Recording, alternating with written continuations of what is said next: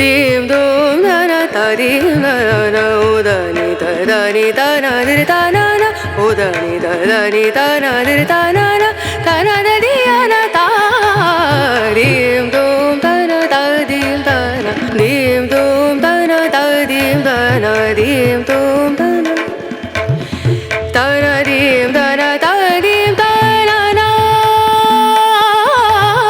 తన దీం ధన తదీం ధన తన దదియన దియన తనన తన దీం ధన తదీం ధన తన దదియన దియన తనన. జై శ్రీమన్నారాయణ. ఓం నమో వెంకటేశాయ. దుబ్బాక పట్టణంలోని శ్రీ బాలాజీ దేవాలయంలో వచ్చే నెల అనగా ఆగస్టు 3వ తారీఖు నుండి 8వ తారీఖు వరకు బ్రహ్మోత్సవాలు జరుగుతున్నవి. దీనిలో భాగంగా 3వ తారీఖు నాడు సాయంత్రము పుణ్యవచనము అంకురార్పణ జరిగి తెల్లవారి 4వ తారీఖున ఉదయము 5 గంటలకు ఈసారి కొత్తగా గుల్లా యాదవ సంఘం వారిచే దేవాలయము ద్వారం ఓపెనింగ్ జరుగుతున్నది. ఆ రోజు నుంచే అంకురార్పణ అనేది జరుగుతుంది. అదేవిధంగా మన స్వర్ణకారుల సంఘము ఒక రోజున, మళ్ళా వైశ్య సంఘము ఒక రోజున, పద్మశాలి సంఘం వారు ఒక రోజున, ఇలా అన్ని కుల సంఘాలు కూడా ఇట్టి బ్రహ్మోత్సవాల్లో తమ వంతు సహకారంగా ప్రతిరోజు వారు దేవునికి సమర్పించడానికి వారి శక్తి కొలది పండ్లు కానీ పూలు కానీ అనేక రకాలుగా వాళ్ళ సంఘాల తరపున అందరూ సభ్యులు కూడా పాల్గొని దేవాలయానికి ఇచ్చేస్తున్నారు. ఇట్టి బ్రహ్మోత్సవాల్లో పాల్గొనడానికి గౌరవ ఎమ్మెల్యే కొత్త ప్రభాకర్ రెడ్డి గారు మరియు రఘునందన్ రావు గారు, మన గౌరవ ఎంపీ గారు, ఎస్టీఎస్టీ చైర్మన్ బక్కి వెంకటయ్య గారు, దుబ్బాక కాంగ్రెస్ ఇన్ఛార్జి శ్రీనివాసరెడ్డి గారు మరియు 8వ తారీఖున మంత్రివర్యులు వివేక్ గారు కూడా ఇట్టి బ్రహ్మోత్సవాలకు ఇచ్చేస్తున్నారు.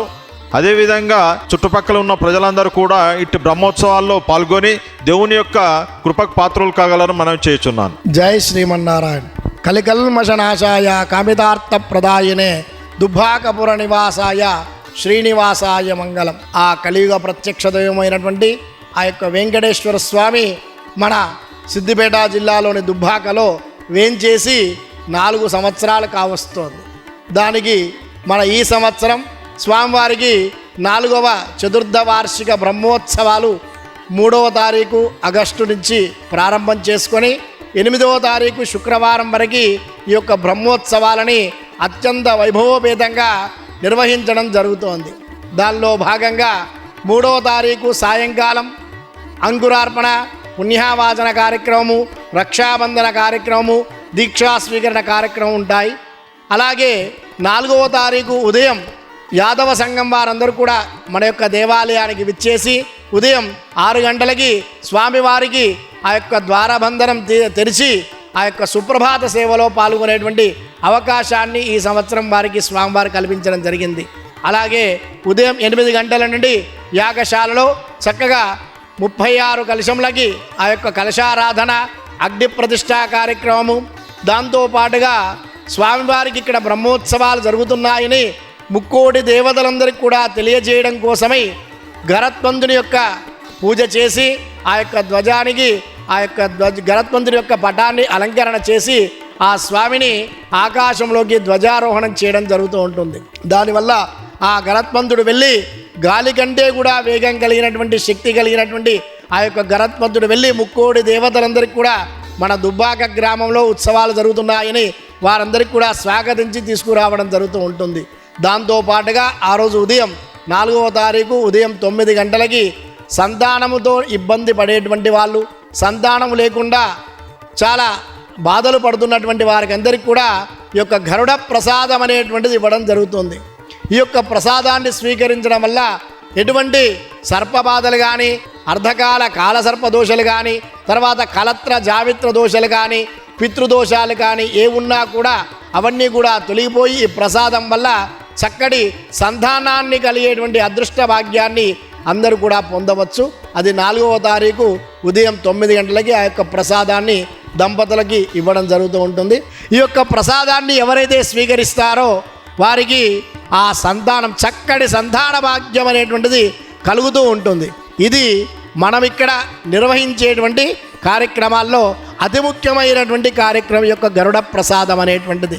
అలా ఇప్పటి వరకు కూడా ఎంతోమంది ప్రతి సంవత్సరం కూడా ఈ యొక్క గరుడ ప్రసాదాన్ని స్వీకరించి చక్కటి సంతానాన్ని పొంది ఆయురారోగ్యాలు తొలుతూ ఉన్నారు.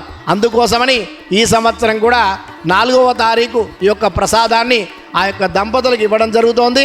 మీరంతా కూడా విచ్చేసి ఎటువంటి దోషాలున్నా కూడా సర్పదోషాలు కానివ్వండి, అర్ధకాల కాల సర్పదోషాలు కానివ్వండి, కలత్ర జామిత్ర దోషాలు కానివ్వండి, ఎటువంటి దోషాలున్నా కూడా ఈ యొక్క ప్రసాదాన్ని స్వీకరించడం వల్ల ఆ యొక్క గరత్మంతుడి యొక్క అనుగ్రహం వలన, ఎందుకంటే నిరంతరం కూడా ఆ యొక్క స్వామి సేవలో స్వామికి వాహనంగా ఉన్నటువంటి ఆ యొక్క గరత్మంతుడి యొక్క శక్తి ఎంత ఉంటుందో ఆ స్వామికి అంతటి అనుగ్రహం కలుగుతూ ఉంటుంది. అందుకోసమని ఈ యొక్క ప్రసాదాన్ని ఇవ్వడం జరుగుతోంది. అందరూ కూడా చక్కగా 4వ తారీఖు రోజు నాడు ఉదయం 9 గంటలకి దంపతులు విచ్చేసి ఈ యొక్క ప్రసాదాన్ని స్వీకరించి చక్కటి సంతాన భాగ్యాన్ని పొందేటువంటి అవకాశం మన వెంకటేశ్వర స్వామి కల్పించాడు. అందరూ కూడా స్వీకరించండి. గరుడ ప్రసాదాన్ని ఎవరైతే స్వీకరించాలనుకుంటారో, సంతాన భాగ్యం కలగాలనుకునేటువంటి వారు ఉదయం 9 గంటల వరకు ఎటువంటి పలహారం కానీ ఏవి కూడా తినకుండా ఒక పాలు టీ మాత్రమే స్వీకరించి దేవాలయానికి రావాలి. తర్వాత ప్రసాదం తీసుకున్న తర్వాత ఆ రోజు ఒక్కరోజు నాడు పాటించేటువంటి నియమాలు కొద్దిగా 2 చిన్నగా ఉంటాయి. అవి ఆ రోజు పూజ అయిన తదుపరి మీకు చెప్పడం జరుగుతుంది. కాబట్టి ఎటువంటి పదార్థాలు తినకుండా చక్కగా దేవాలయానికి ఇచ్చేసి ఆ యొక్క ప్రసాదాన్ని అందరూ కూడా స్వీకరించండి. మధ్యాహ్నం పూర్ణావతి కార్యక్రమం చేసుకుంటాము. చక్కగా అన్నప్రసాద నివేదన ఉంటుంది.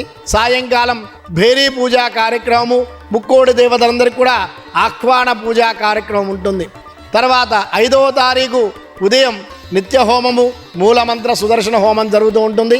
మధ్యాహ్న కాలంలో చక్కగా అన్నదాన కార్యక్రమం ఉంటుంది. సాయంకాలం 4 గంటల నుండి వైశ్య సంఘం నుంచి ఆ వైశ్య సోదరులందరూ కూడా స్వామివారి కళ్యాణోత్సవం భాగంగా తాంబూలాలు తీసుకొని ఎదుర్కోలు మహోత్సవానికి మంగళ వాయిద్యాలతోటి తాంబూలాలన్నీ కూడా తీసుకొని దేవాలయానికి రావడం జరుగుతూ ఉంటుంది.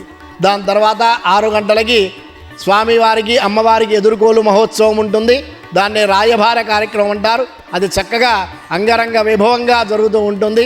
తర్వాత 6వ తారీఖు ఉదయం దేవాలయంకి స్వర్ణకార సంఘములు వాళ్ళకు సంబంధించినటువంటి వారందరూ కూడా తాంబూలాలు ఇవన్నీ కూడా తీసుకుని రావడం.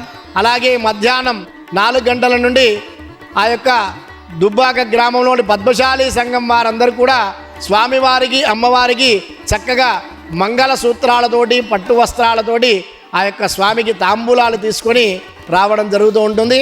6వ తారీఖు సాయంకాలం స్వామివారి యొక్క కళ్యాణము వైభవోపేతంగా నిర్వహించడం జరుగుతూ ఉంటుంది.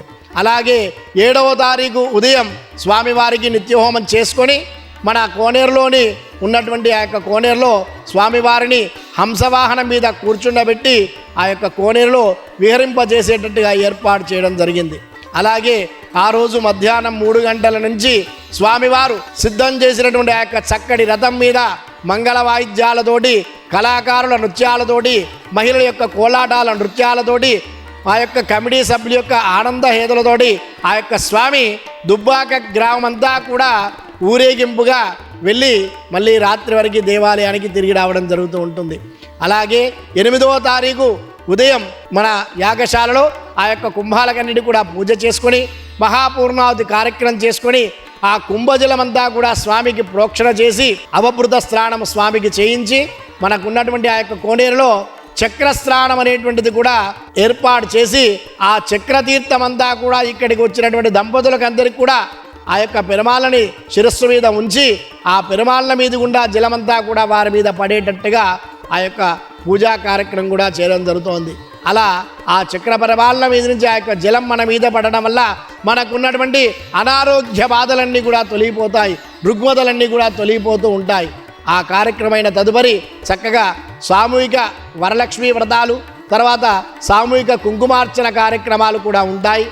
అదేవిధంగా ఆ రోజు సాయంకాలం 5 గంటల నుండి మన దేవాలయంలో ఆ యొక్క బ్రహ్మోత్సవ చివరి రోజు కాబట్టి చక్కగా పుష్పాలతోటి శ్రీ మహాపుష్పయాగం అనేటువంటిది కూడా ఏర్పాటు చేయడం జరిగింది. 12 రకాల పుష్పాలతోటి, 12 రకాల ప్రసాదాలతోటి, 12 రకాల నివేదనతోటి, 12 రకాల స్తోత్రాలతోటి, 12 రకాల కీర్తనలతోటి స్వామికి మహాపూజా కార్యక్రమం చేయడం జరుగుతోంది. అదైన తదుపరి ఆ వచ్చినటువంటి బ్రాహ్మణులందరికీ కూడా తాంబూలాలు ఇచ్చి వారి ఆశీర్వదనం అందరికీ కూడా కార్యకర్తలకి భక్తులకి అందరికీ కూడా ఇవ్వడం జరుగుతోంది. ఇట్టి యొక్క కార్యక్రమంలో భక్తులంతా కూడా చక్కగా పాల్గొని స్వామివారి యొక్క పరిపూర్ణమైనటువంటి అనుగ్రహాన్ని పొందవలసిందిగా కోరుచున్నాము. జై శ్రీమన్నారాయణ. దీం దూం ధన తదీం ధన ఉదని తదని తన దిరి తన ఉదని తదని తన దిరి తన